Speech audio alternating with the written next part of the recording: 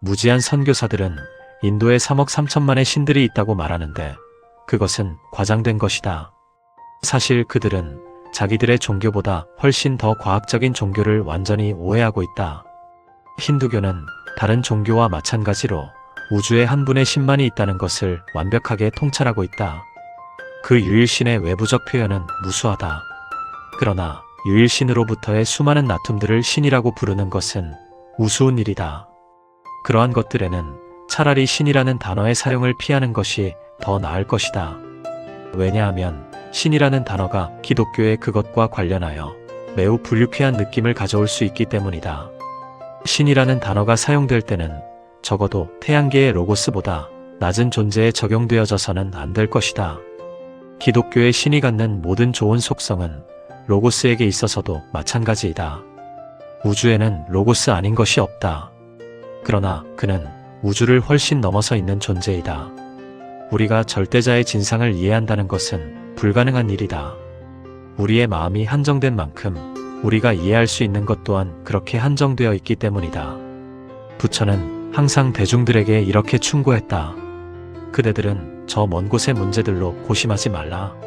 왜냐하면 그것에는 어떤 결론도 있을 수 없으며 그것으로부터 아무런 유용한 것도 나오지 않기 때문이다. 인도의 신상들은 대개 고도로 자기화되어 있어서 축제 때 그것들이 길거리를 지나갈 때면 그 신상이 사람들에게 미치는 영향은 실로 엄청나다.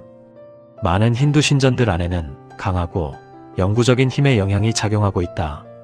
예를 들어서 내가 오래전에 마두라시를 방문했을 때 시바 신전에서 나온 하얀 재와 파르바티 신전에서 나온 밝은 진홍색 가루를 받았었다. 그러나 그로부터 수년 동안 그렇게 많이 옮겨진 후에도 그 강한 자기의 영향이 지속되고 있었다. 인도는 본래 의식과 전례가 많은 나라이다. 그것들은 모두 종교적인 것으로 거의 대부분이 만우에 의해 정해진 것이라고 일컬어지고 있다. 하지만 그것들 중 많은 것이 만우 이후 시대에 덧붙여진 것이 틀림없다.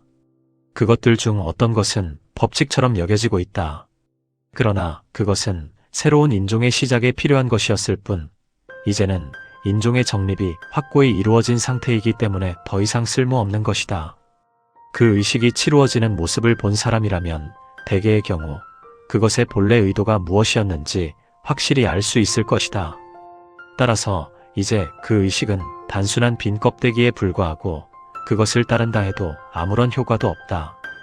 그러한 것들은 어린 혼들에게나 가치 있는 것이기 때문이다. 물론 그 의식들 속에서 기쁨을 느끼고 그것들로부터 큰 이익을 얻는 사람들도 많은 것은 사실이다. 그러나 그것들 중에 항상 진정으로 필요하다고 말할 수 있는 것은 없다. 그리고 정말로 영적인 발전을 이룬 사람들이라면 그런 구속들은 모두 떨쳐내버린다.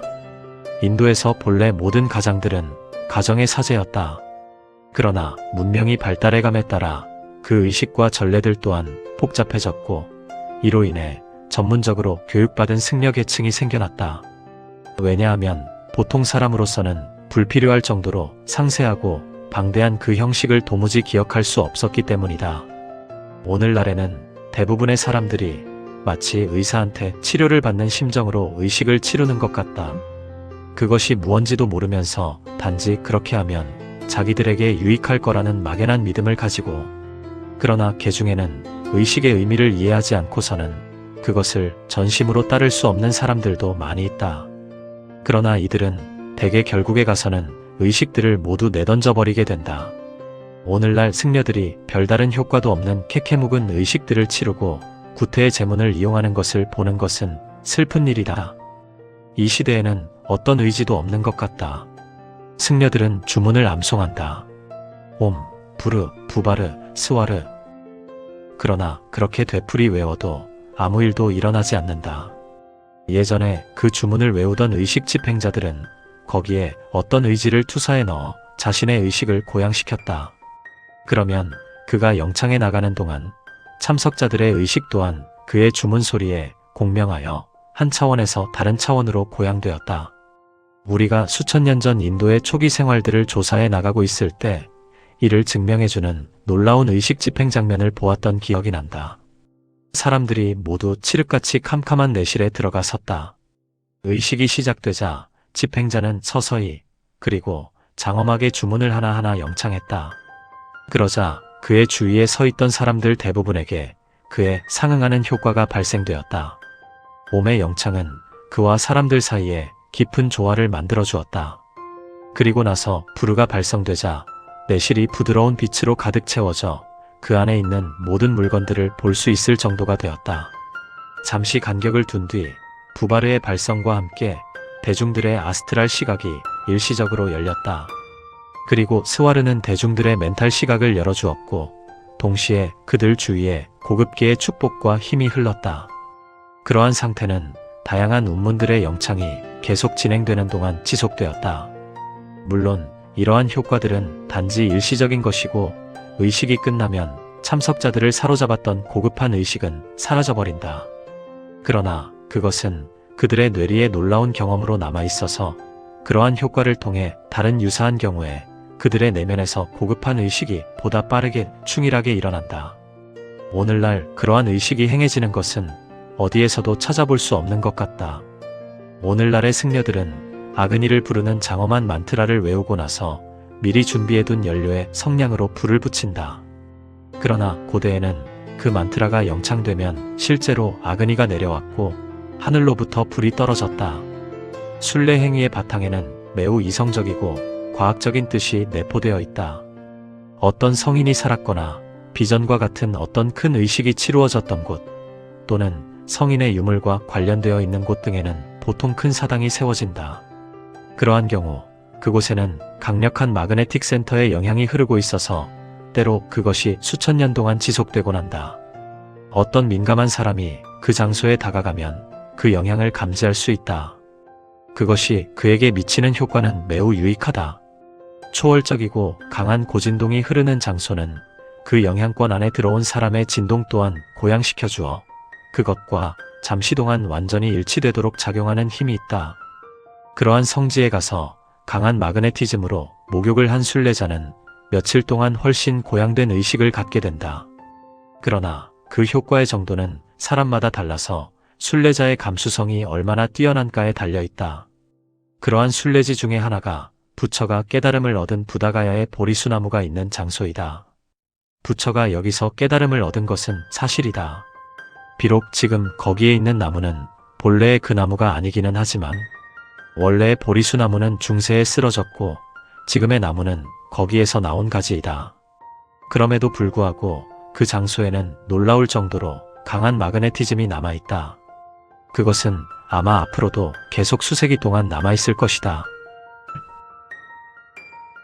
심령주의자들 또한 몇 가지 아주 중요한 부분에서 우리와 완전히 일치하고 있다는 점을 명심하라. 그들은 모두 사후생의 실제성과 인간의 영원한 진화와 궁극적 행복을 주장한다. 이 두 가지 사항은 매우 중요한 의미를 지닌다. 그것들은 일반적인 견해보다 훨씬 앞선 것이다.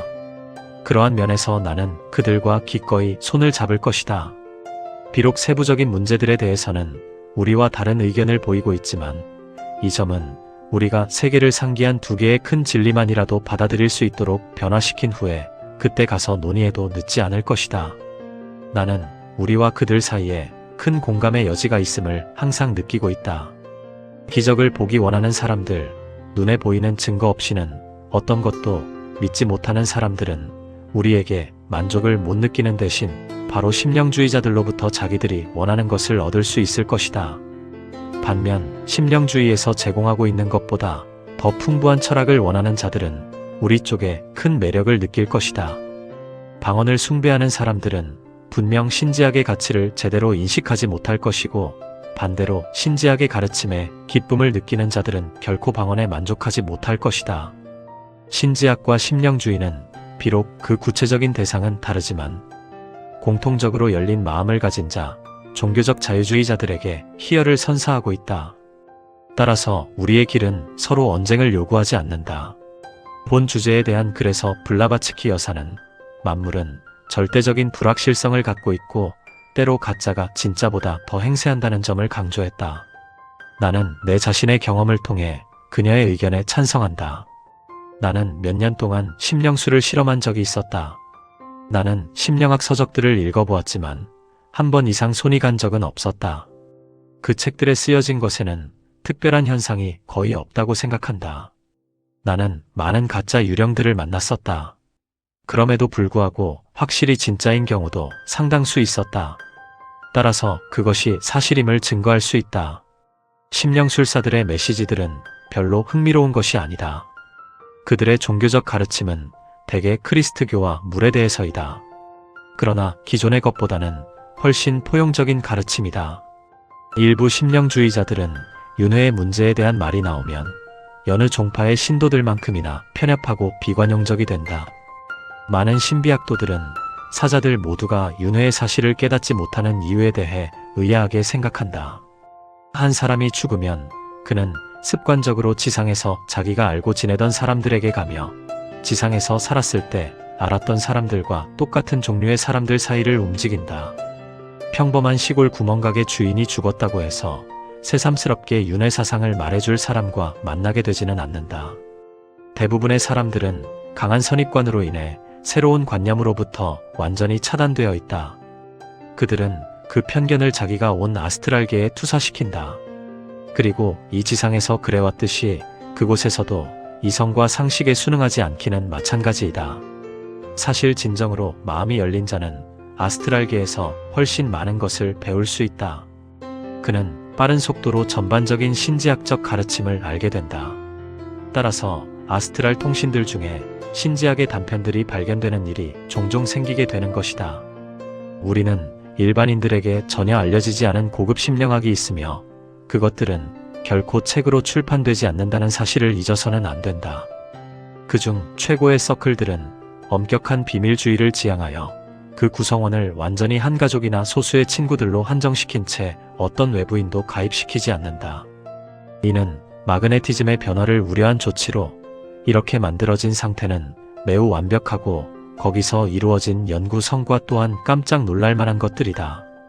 돈 주면 누구나 입장할 수 있는 공개 교령회에서는 참석한 대중들로부터 나오는 온통 뒤범벅된 마그네티즘의 부조화 때문에 아주 저급한 영혼들만이 나타나게 된다.